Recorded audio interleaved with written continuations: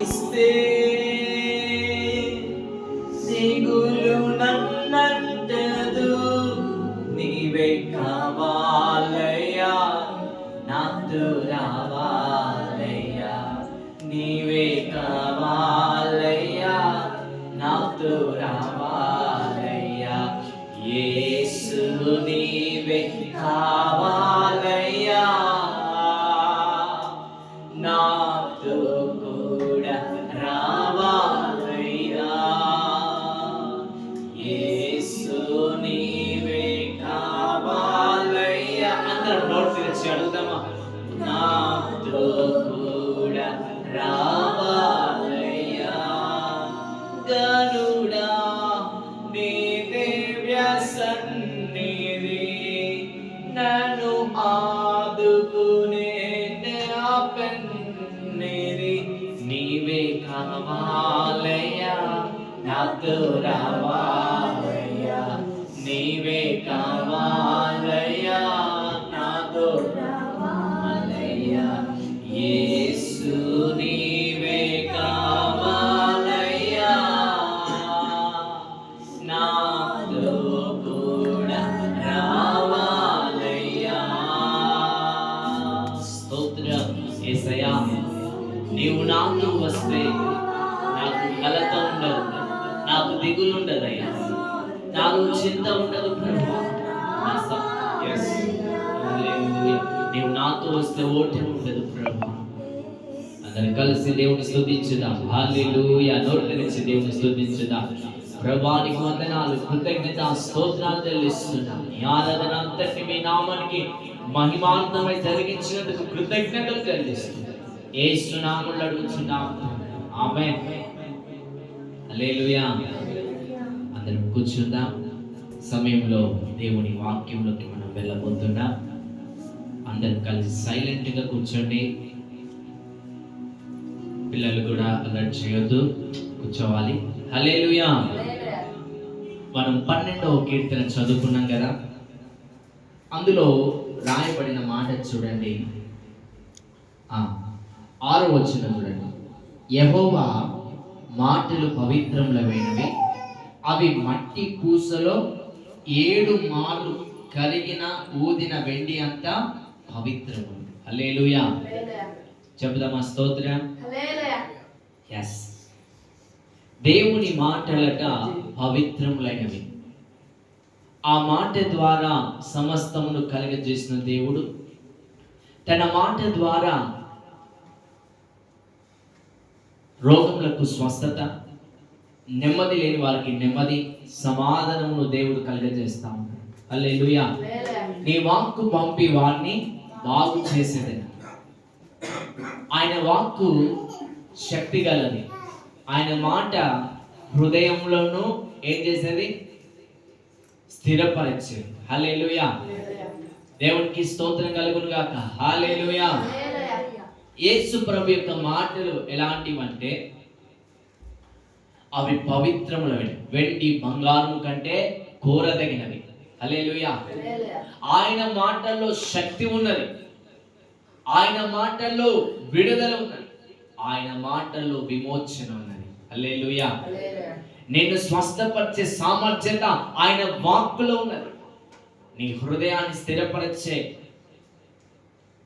ఆ వాక్యము నిన్ను ధైర్యపరిచేది. హల్లెలూయా.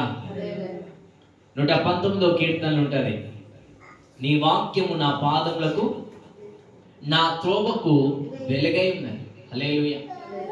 పడిపోయిన వారిని సరిచేసేదే ఆయన వాక్యం. దేవునికి దూరంగా ఉండి దేవుని సన్నిధిని విడిచిపెట్టిన వారిని తిరిగి సమకూర్చేదే ఆయన మాటలు. హల్లెలూయా. హృదయములను స్థిరపరిచి దేవుని కొరకు స్థిరపరిచేదే ఆయన వాక్కు. ఆ వాక్కు మనము ఆ వాక్కుతో నింపబడాలి. ఆ వాక్యమైన ప్రత్యక్షతలోకి మనం వెళ్ళిపోవాలి. హల్లెలూయా. అందుకే మొదటి కీర్తనలో ఏమంటాడంటే దావీదు, నేను నీ వాక్కు మొదటి కీర్తనలు రాయబడ్డది చూడండి. ఆలోచన చొప్పున నడవక, ఆ, పాపుల మార్గమున నిలవక, అపహాస్యులు కూర్చున్న తర్వాత యెహోవా ధర్మశాస్త్రమును ఆనందించుచు దివారాత్రము దాన్ని ధ్యానించువాడు ధన్యుడు. దేవుని వాక్కును ధ్యానించువాడట ధన్యుడు. అతడు నీటి కాలువకు ఎవరనే నాటబడి ఆకువాడట తన కాలమందు ఫలమిచ్చు చెట్టు వలె ఉన్నాడు. హల్లెలూయా. అప్పుడు ఆ వ్యక్తి ఏమి చేస్తాడో అది ఫలించుతుంది. హల్లెలూయా.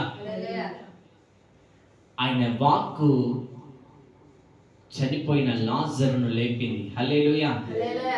మనం వాడతాం, నీ మాట జీవము గలదయ్యా యేసయ్యా, నీ మాట సత్యము గలదయ్యా, ఏది మారినా నీ మాట మారదయ్యా, ఏది ఆగినా నీ మాట.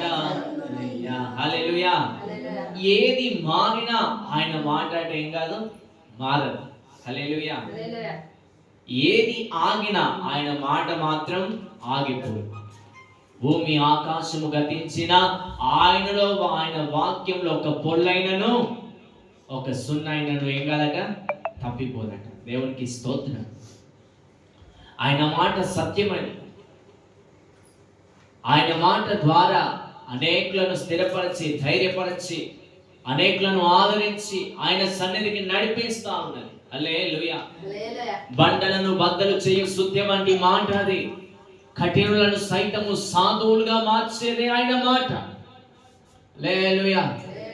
ఆ మాటలో శక్తి ఉన్నది. హల్లెలూయా. నీ మాటలే ఊటలై పొంగని అంటాడు. హల్లెలూయా. ఆయన మాటల్లో శక్తి ఉన్నది. ఆయన మాటల్లో విమోచన ఉంది, విడుదల ఉంది, ఆరోగ్యం ఉంది. ఆ వాక్కుతో మనం నింపబడాలి. ప్రతి దినం ఆయన వాక్కును మనం ధ్యానించాలి. వాక్యానుసారంగా మనం జీవించాలి. వాక్యానికి ప్రాధాన్యత ఇవ్వాలి.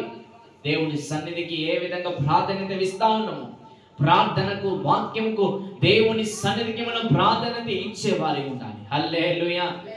చెప్పుదామా స్తోత్రం. చూడండి, మొదటి మాట చూడండి, యెహోవా నన్ను రక్షింపుము. భక్తి గల వారు లేకపోయారు, విశ్వాసులు నరుల్లో ఉండకుండా గతించిపోయారు. హల్లెలూయా. యెహోవా నన్ను రక్షించుమని ఇక్కడ భక్తుడు అడుగుతా ఉన్నాడు. విశ్వాసులనట దేవుని నమ్మి భక్తి చేసేవారు కనబడట్లేదట. హల్లెలూయా. ఆ గతించిపోయినట్టుగా చూస్తా ఉన్నాడు ఇక్కడ. నీ భక్తి నీకు ధైర్యము పుట్టిస్తుందని దేవుని వాక్యం సెలవిస్తాం. హల్లెలూయా. నువ్వు ఏ భక్తి కలిగి ఉన్నావో, ఏ నడిపింపులో నువ్వు ఉన్నావో, నీ నడిపింపు, నీ భక్తి నీకు, దేవునిలో ఉన్న నీ భక్తి నీకేం చేస్తుంది, ధైర్యమును పుట్టిస్తుంది. హల్లెలూయా. దేవుని మాట ఆదరణకర్తగా వచ్చి మనని ఆదరించాలని ఆశపడతా ఉంటాను. హల్లెలూయా. హల్లెలూయా. సమయంలో చూద్దాం, ఇందులోనే ఉన్నది కీర్తన